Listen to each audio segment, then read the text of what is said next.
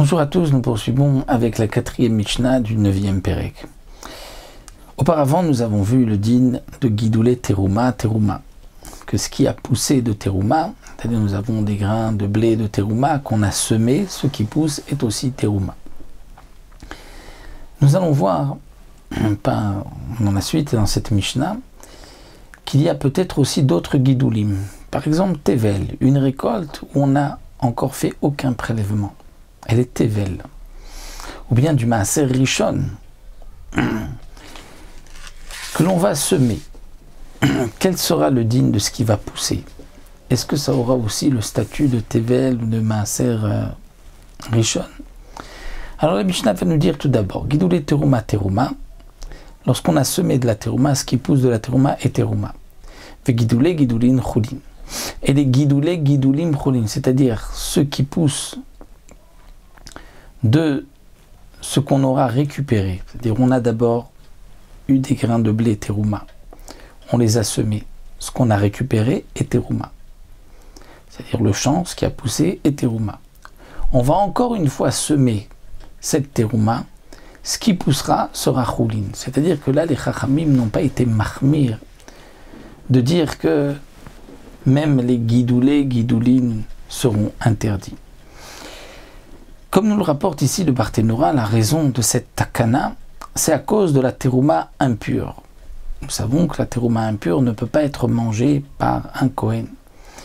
Si on va semer de la terouma et que ce qu'on aura récupéré dans le champ, ce qui va pousser, n'a pas le din de terouma, devient choulin, alors les Kohanim vont dire, on a de la terouma qui est impure, c'est simple, on va la garder, on va la semer, et ce qui poussera ensuite sera choulin. Seulement, entre-temps, lorsqu'on va garder la terouma, les Kohanim risquent de la manger. Donc les Chachamim ont dit, Gidoulé Teruma, on va donc faire cette Gzera, mais les Chachamim n'ont pas interdit les Gidoulé, Gidoulim. Seulement donc ce qui a poussé une première fois. Aval, mais, continue la Mishnah, à Tevel, le Tevel, c'est-à-dire une récolte qui est Tevel, dont on n'a pas fait encore de prélèvement.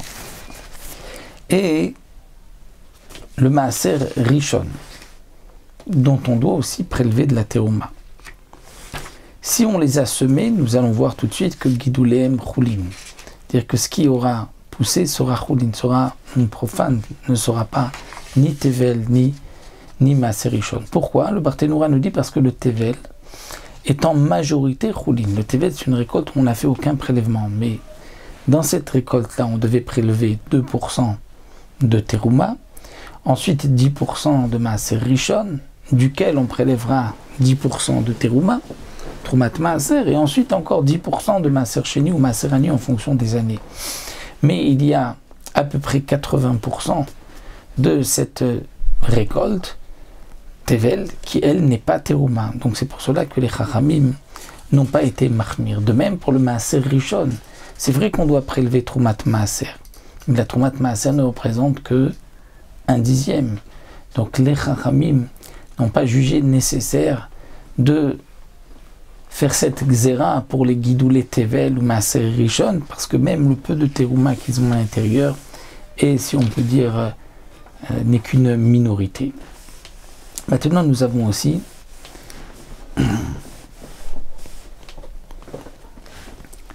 Sfiché Shvit. Sfiché Shvit, c'est, comme nous l'avons vu dans Masechet Shvit, c'est ceux qui poussent pendant l'année de la Shemitah, mais qui n'a pas été semé, qui pousse par lui-même. Et comme nous le savons, bien que Minatora il est interdit de planter, de semer pendant la Shemitah, ce qui a poussé tout seul est permis. Mais les Chachamim ont interdit les Sfirim. Parce que les Chachamim ont eu peur que les gens vont semer, et ensuite lorsqu'on va leur dire mais tu as semé pendant l'année de la Shemitah, ils vont dire non, ça a poussé tout seul. Donc pour cela que les Chachamim ont été gozer, que tout ce qui pousse pendant la Shemitah est interdit à la consommation, même si ce n'est pas nous qui l'avons semé. Maintenant, quelqu'un a pris des Sfiché Shvit et il va les semer la 8e année. ce qui va pousser est Shvit ou Echulin. On aurait pu croire que si on laisse ce qui pousse reste Choulin, reste profane et pas Shemitah, eh bien les gens vont aussi garder les Sphérines pour pouvoir les semer la 8e année. Et donc peut-être que les Chachamim ont interdit. Eh bien non, les Chachamim n'ont pas interdit, nous dit le Barthénora. Pourquoi? Parce que ce n'est pas très fréquent les Sphérines.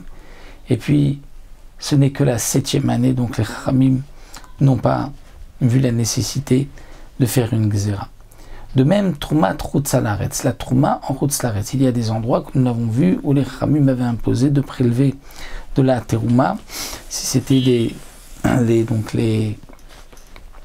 pays qui étaient autour d'Eretz Israël, l'Égypte, Babel, Ammon ou Moab. Et donc, cette Trouma de Troutzalaretz, si on a prélevé et qu'on va la semer, là aussi, Gidulim sont Choulim, les Chachamim n'ont pas été mahmir jusque-là, à donner aussi un statut de Gidulé Terouma. De même, la Medouma. Si nous avons de la Terouma qui s'est mélangée avec du Choulin, le tout est interdit à Israël parce qu'il y a de la Terouma à l'intérieur lorsqu'il y a moins qu'un rapport de 1%. Ce Medouma, c'est vrai qu'il y a dedans de la Terouma, mais il n'y a qu'une minorité, la majorité est permise. Donc les Chachamim dit que si on a semé, ça ne deviendra pas Gidulé Terouma. Verbikurim et les prémices, bien que les prémices sont aussi appelées Terouma, elles ont le statut de Terouma. On aurait pu croire que si on va semer les prémices, là aussi, ce qu'on aura récupéré sera Terouma. Eh bien non, Gidulim, Choulim. Les Gidulim sont Choulin, étant donné que les prémices ne sont pas très fréquents, dit le Barthénora, parce que ils ne s'appliquent que pour les 7 espèces, les 7 fruits d'Eretz Israël. Et donc, comme nous savons, lorsqu'il y a quelque chose qui n'est pas très fréquent, très courant, les Chachamim n'ont pas vu la nécessité de faire une Gzera. De même, les Bikurim, c'est aussi une petite quantité, étant donné qu'il n'y a pas de shiur pour le Bikurim, comme nous l'avons vu au début de Masechet Pér. La Mishnah poursuit, et Gidulé Ekdesh ou Maaser Sheni Choulin, ou Podé Otam Izman Zara. Si nous avons du blé qui est Ekdesh, qui avait été offert au Beth Amikdash, ou bien du Maaser Sheni que l'on doit manger à Yerushalayim.